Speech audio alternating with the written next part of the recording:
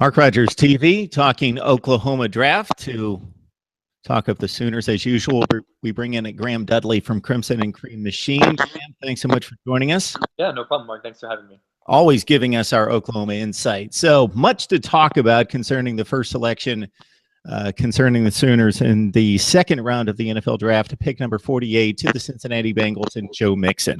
So we know the off-field situation and the severity there.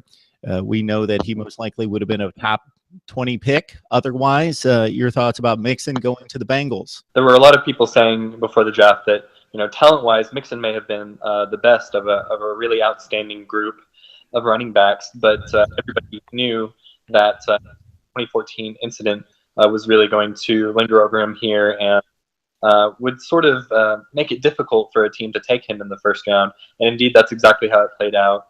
Cincinnati ends up being the team that decides to take a chance on Mixon, and he had a pretty clean Oklahoma career. He ripped up a parking ticket one time, but otherwise really seemed to keep his head down and play hard. And I think the Bengals just really feel confident that he'll continue to do that in the NFL. So I mean, we've already seen they're taking heat for this pick, as they undoubtedly knew they would.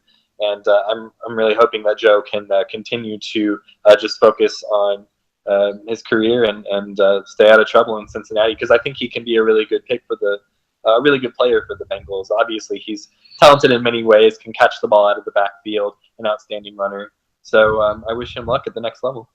Graham, we've discussed it previously, and your thoughts are about pretty similar to mine. What he did was despicable, beyond belief.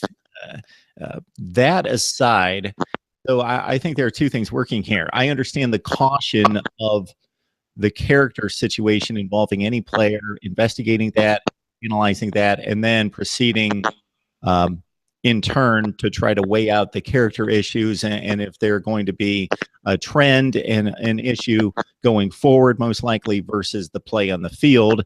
And so I would caution the Cincinnati Bengals, like a number of people have, in regards to the character. But in regards to the moral ethics of the pick and people condemning the Bengals for making this selection, it's a business decision. A number of people have character issues or have track records that involve similar incidents. I believe that he paid a debt to society, to the program, and suffered the penalty. It's over. It's done. We should move forward and evaluate him accordingly based on the football. And then hopefully, as you mentioned, he can walk the straight and narrow. Tremendous football player, 1,200 plus yards, 6.8 per carry, 10 touchdowns rushing last year, 37 receptions out of the backfield, and 5 touchdowns.